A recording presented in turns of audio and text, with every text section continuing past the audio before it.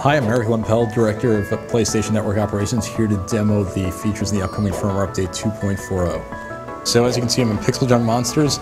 I'm going to start the game, jump in right at the beginning here, and I'm going to start playing a bit. And the big feature in this that a lot of people have asked for and that we're really excited to finally deliver is access to the cross-media bar from within game. So as you can see, the game is running. Monsters should be on their way momentarily. And I'm going to click the PS button on the controller, and I'm going to bring up the cross-media bar. And as you can see, the game is still running in the background. The monster's walking. You know, in most cases, you probably want to pause, and you can certainly do that. But in this case, I'm just going to let it go. So as you can see, the entire cross-media bar is accessible. And, you know, if I received a message from a friend in the past, I'd have to leave the game to go read that message. But now I can jump down here, I can read messages, I can create a message to the friend basically saying, hey, this game's great, you've got to play it. If a friend says they need some help in Resistance, you know, I can decide to leave this game and jump over to that title.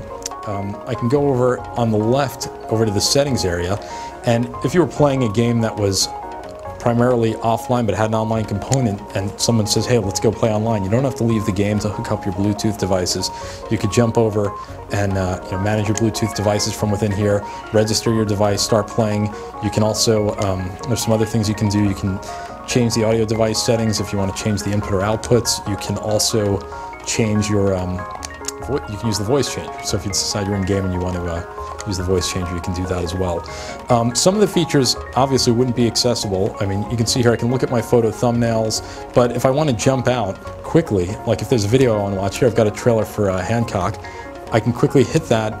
It's going to say, do you want to leave the game? So it'll tell you this feature won't be supported, so I can quickly jump out, and it's immediately going to go over to whatever I selected. So if it was a setting, it'll go over to that setting. If it's a video, it's going to immediately just dip out here for a second and start playing the video, so you don't have to go out to the cross-media bar and navigate over to that feature. So you can see here I'm kind of in the midst of the trailer.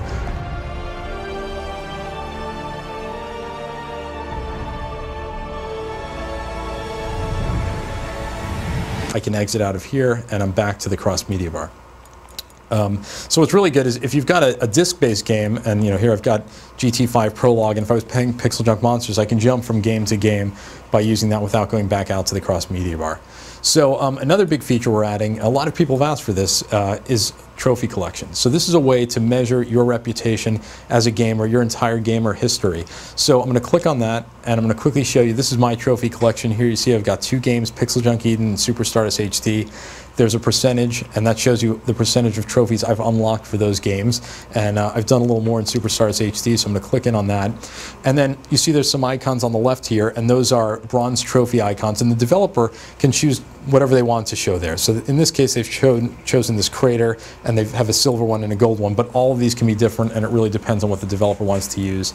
There are locked trophies, and you can click through on those to see what it takes to unlock those. So if you, you know, if you haven't received those yet, you can figure out how to go get those. And then we've updated the PlayStation Network profile, so you're all used to seeing this, but if I click on that, I'll bring up my profile, and it's taking a second to synchronize what trophies I've received recently. And basically trophies contribute to your level, and this will show you my current level is 2, that's my percentage towards the next level. And over here you can see the icons of the last 8 trophies I unlocked.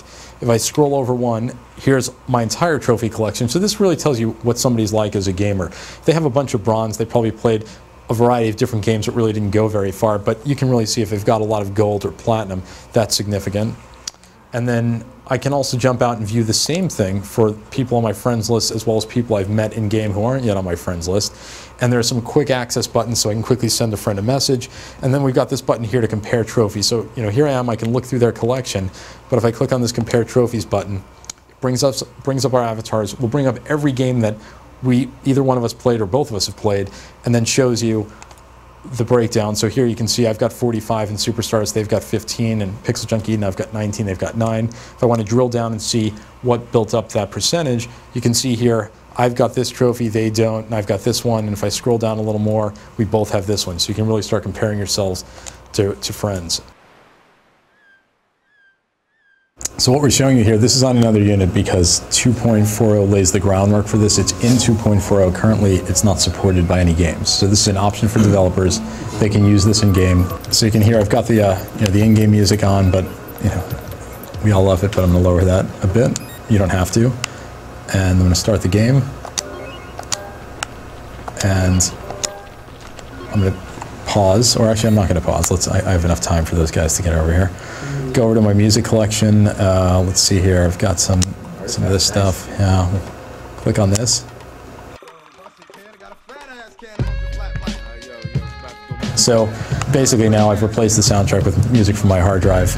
I can click on this again, and this is something you will see when you play music as soon as 2.4 was released, is this quick access panel. So I can quickly skip to the next track. I can loop tracks, I can shuffle, I can adjust this so I can hear more game music or bring it all the way up. So I'm going to turn this back on and go back out here, and that's it, now we're playing. And we got music. So like I said, you won't see any titles supporting this at launch of 2.4.0, but it is an option now for developers, and they can use this. We don't really like to interfere with how a developer likes their gameplay. You know, this has impact on gameplay, so, or actually, you know, just the experience. So people choose to use it, it's great. And, you know, a lot of them will, and a lot of them know that this is what people want. They want to be able to do this.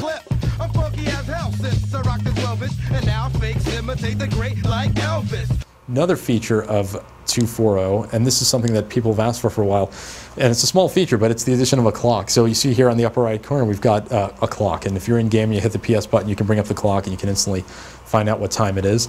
And we've also added something that we recently released for the PSP in firmware update 4.0 on the PSP, and that's internet search. So this is a box where I can click on that. I can start typing in anything. You know, in this case, I've got PS3 saved, and if I click through, it'll instantly bring up a browser with the Google search results for whatever I've searched for, and you can instantly browse over to that using the PS3 browser. And the last thing that we've done with 2.4.0, you know, with all these updates, it places a great emphasis on community and, you know, the buildup of the community. So you'll probably have a need for more friends within the community. So we've expanded the friends list. The current limit is 50. With 2.4.0, it goes to 100. So that's your tour of 2.4.0. We're really excited to bring this to you. We know that you've asked for a lot of these features for a long time, and your viewers have been very vocal about what they'd like. This will be released very soon. Looking forward to hearing some feedback.